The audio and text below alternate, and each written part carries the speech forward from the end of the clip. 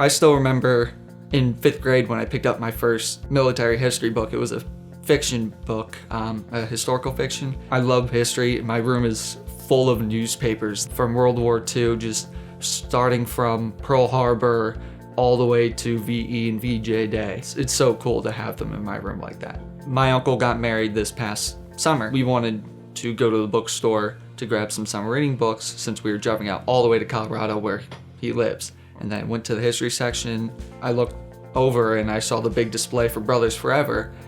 And I walked over there and was looking at the books.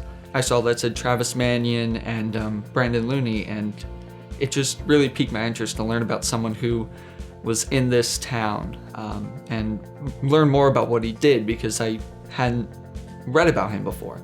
So I picked the Brothers Forever and I read it in like 10 hours in the middle of Kansas. Like I said, I've been reading military history for years. Nothing's touched me like emotionally like that book did. It was so just raw and I guess so much love in the book and between the families. It's something out of fiction, to be honest. Like I had trouble believing that it was real. And that was what made it so amazing.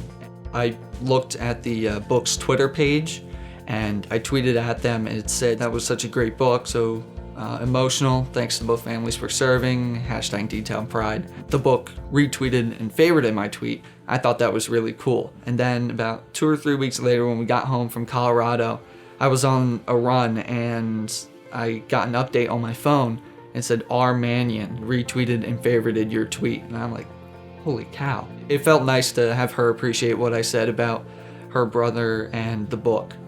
And then I immediately went onto her Twitter page and I saw that it said volunteers wanted in the Doylestown office, and then I emailed in and here I am. I think the most fulfilling thing about this is how much I can help other people. I mean, on my first day here, I was just watching videos and about the Travis Manion Foundation, and then this man walks in, he's wearing a police uniform, and I noticed that it says Brooklyn PD on his arm, and I was really confused because this is Doylestown, Pennsylvania, not near Brooklyn.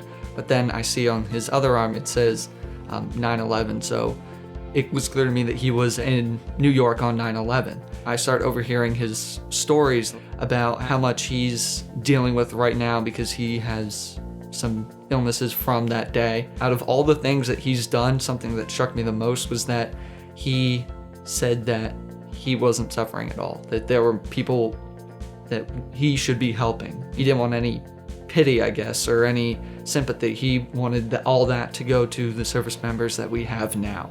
And that's something that is going to be really cool about being a part of this organization, because that was just the first day.